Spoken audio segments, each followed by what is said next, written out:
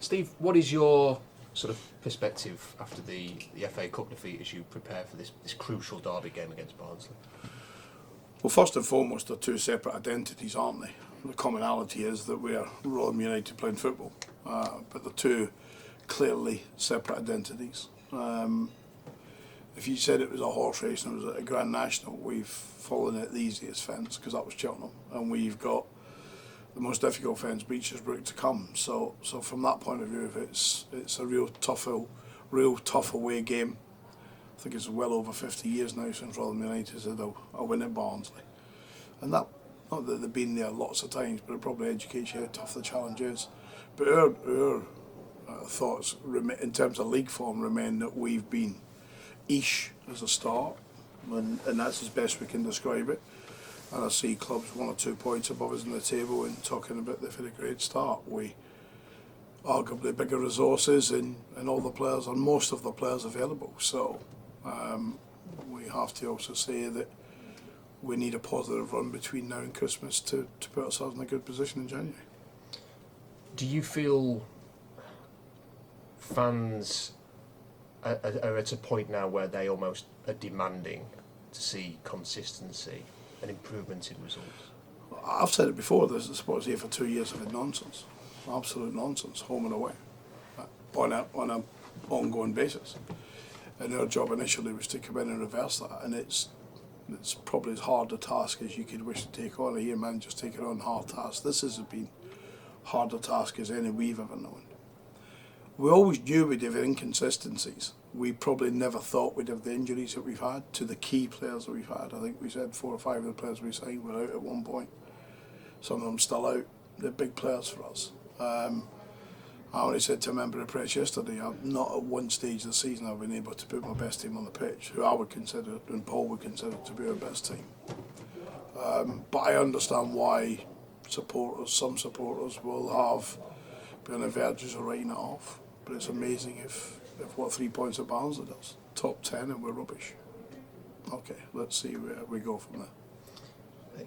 Some people have suggested over the years within sort of football that one of the worst things you can have at a club is apathy, and that maybe after a prolonged period where the team has not been able to get good stretches of results, that maybe for 1 or 2 fans they're starting to sort of gain a bit of apathy here. How do you shake that out of a fan base that are desperate to see better results? Winning football matches is the only way you change it. But I think it's manifestly, I think our chairman and our board accept it manifestly for over 2 years now, it's been wrong. And you can go in and have part surgery, but you can't go in and cut out all the parts that are wrong. A process like that takes time. As a management team, we've probably been frustrated we can't change as much as we'd like to change. But we have to be respectful of the club's position, ultimately. We wouldn't be here. And we have to be respectful of when contracts are given and players sign and whatever. It was given at a time where all parties are happy. How do you feel about this game? Because on the one hand, if you win on Friday, it could be just the shot in the arm that you need.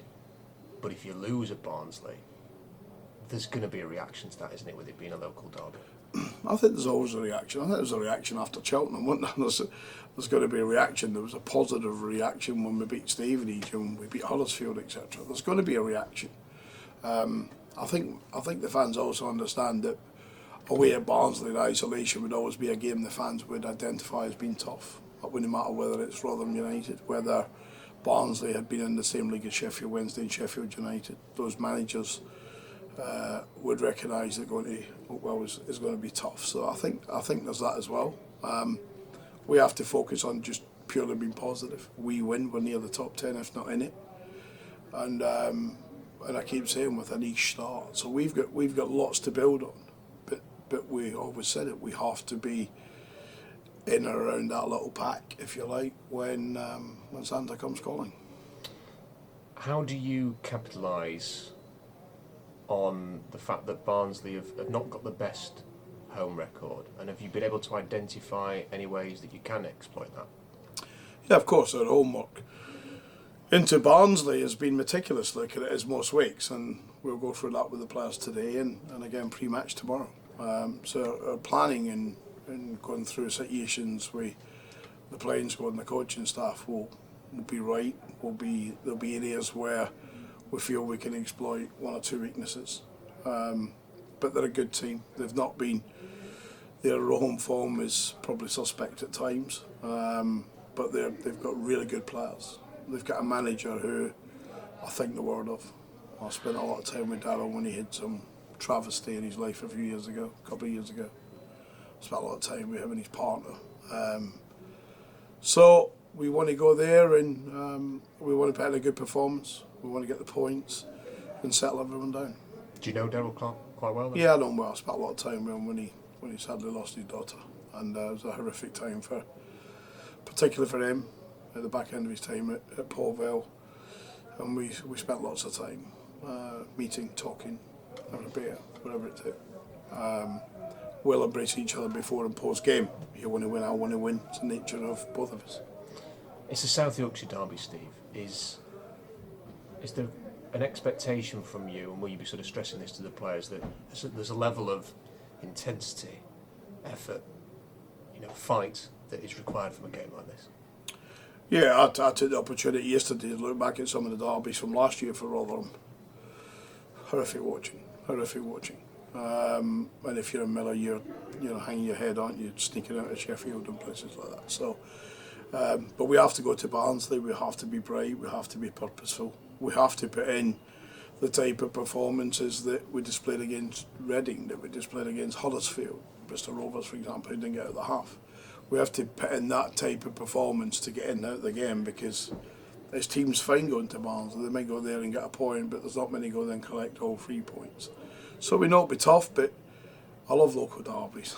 If it was, if I was a beer brand and it was made for local derbies, I'd be at the top of it, because I love them.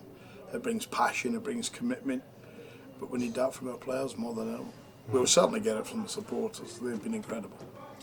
Do you feel a bit for the fans? Because they're really, really keen for this to work. There was a lot of excitement, a lot of expectation in the summer.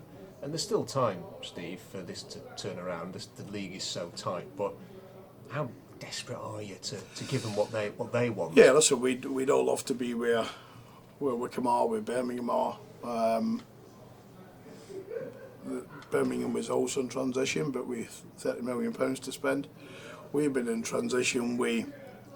It became ingrained inside the football club, not that losing was normal. That's the opposite to what our chairman stands for. It's opposite to what our supporters have expected over the reign of Tony Stewart.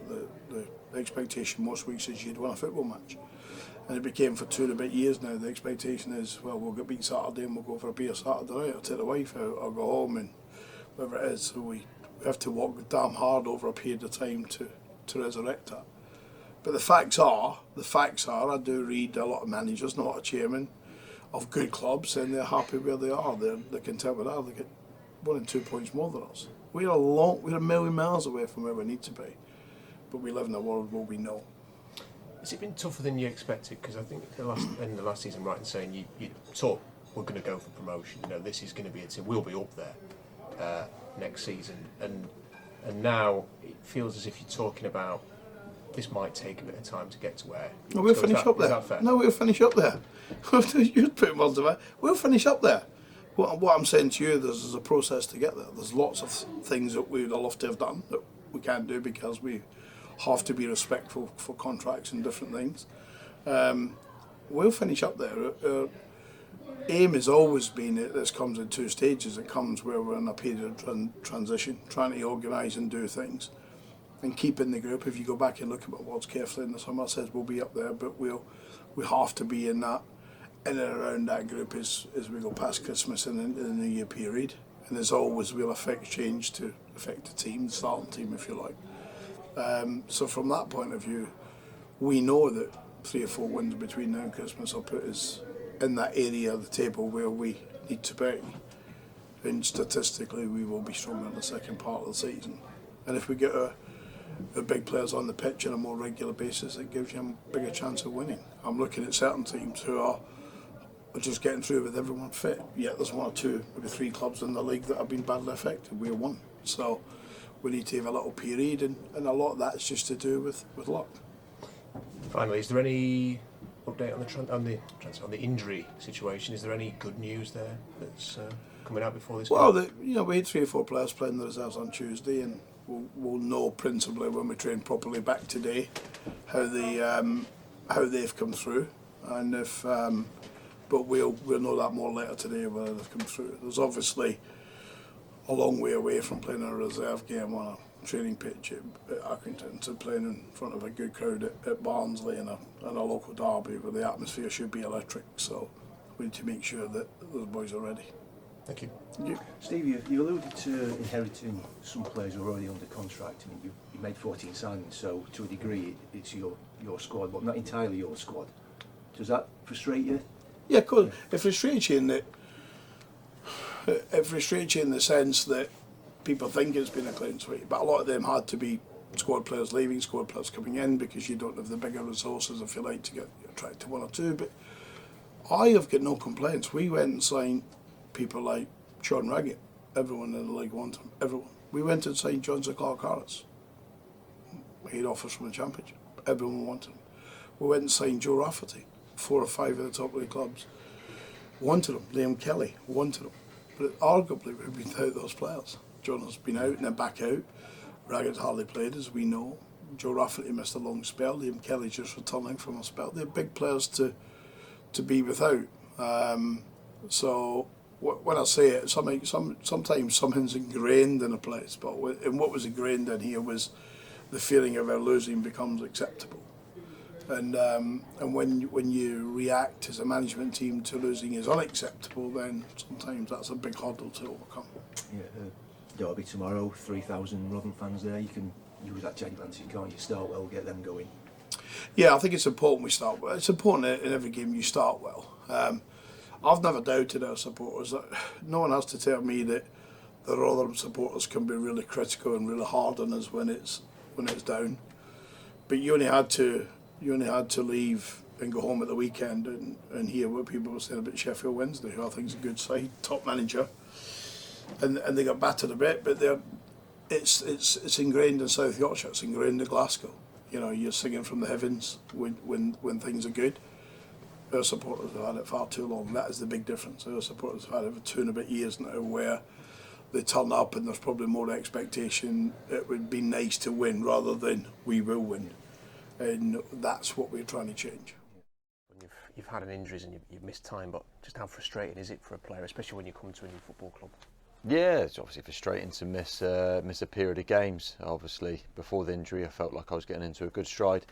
Felt like we were moving in the right direction. But yeah, look, it's part and parcel of football. You know, when you're trying to play 90 minutes every week, you know, throwing yourself, it's inevitable.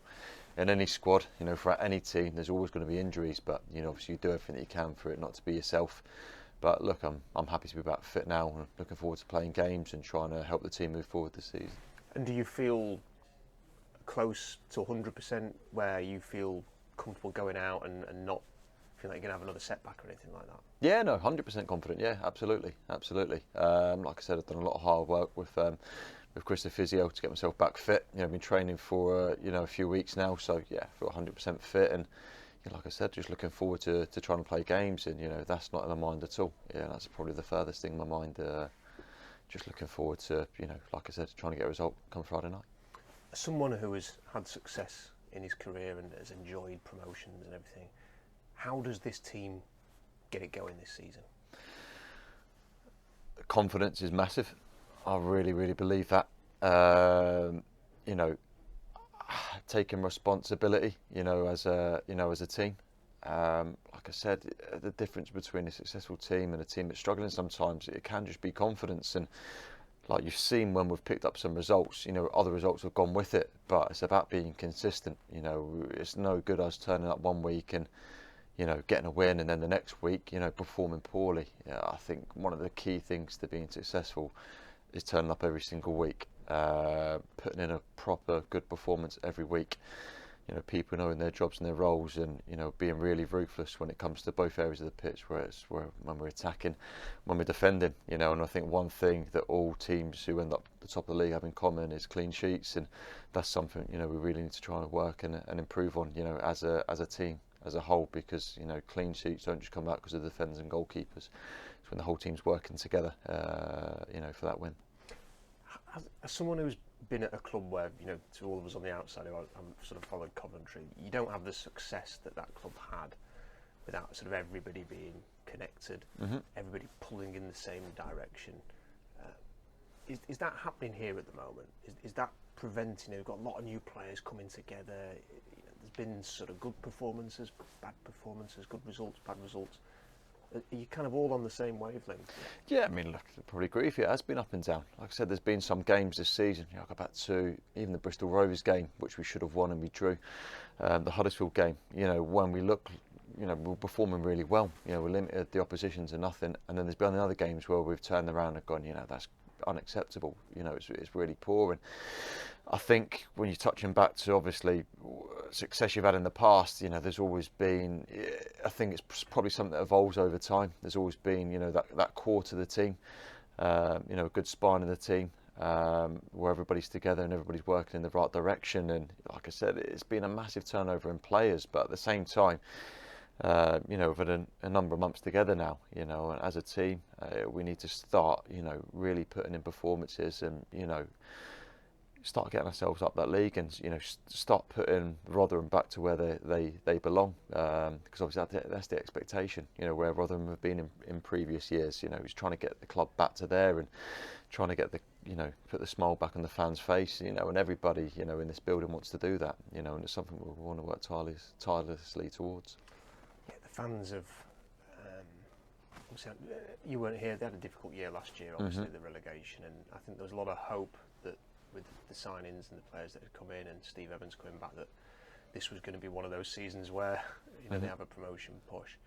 How important is it to lift them, and is this game good and potentially difficult in a way? Because if you beat Barnsley, that will lift everybody, won't it? But a loss in a derby, and it's going to have the opposite impact there. Yeah, I think, you know, as a football player, you know, you train and you prepare and you get ready for big games like this, for the big moments, you know, for the moments where the pressure's on. I know, and I think, you know, personally speaking for myself as a player, you know, and other people I've played with, that's sometimes when the best comes out of you, you know, when you have to win, when the pressure's on, when there's something riding on it. And, you know, like I said, it's a massive moment for the club, and we'll do everything we can to go out there and win this game. And, you know, we're under no illusions that, you know, we need to start winning more games and we need to start winning big games, and there's no better way to start than Friday night away at Barnsley. Cheers, pal. Thank you. Yeah, thank you. Do you enjoy Derby? Yes, I do. Yeah, I played in quite a few to be, well, I say quite a few. Played a couple in Scotland. You know, obviously there's a few for Coventry that you wouldn't necessarily, you know, describe as a big derby, but there's you know, obviously a lot of clubs in the middle of the country. But you know, it's something that can lift you. It's something that can lift the fans, and it's something that puts a little bit extra on it. You know, and it's something that as players you rise to, and it gives you that little bit of extra motivation as well. Nearly a third of the season gone. It's 14th place, which is not what everyone would have hoped for. But at the same time, you're only a couple of wins away from playoff running. What do you think is still possible this season? Like you touched on, the league is still incredibly tight, and I think the teams that are going to go and get themselves into that top six are probably going to be the teams that are most consistent, the teams that concede the least amount of goals, and the teams that are most ruthless. And, you know, we need to look at that, and we need to try and achieve that. You know, we need to be more ruthless in our games. We need to keep more clean sheets. We need to be, you know, together as a team better. And if we get that right, then, you know, the opportunity is there. Because I think there's a lot of clubs in a similar position to us who'll be looking and thinking, you know, there's still a lot up for grabs here. You know, even regardless of the league position, the opportunity is still there. And, you know, in this season could still turn out to be something that is, you know, special.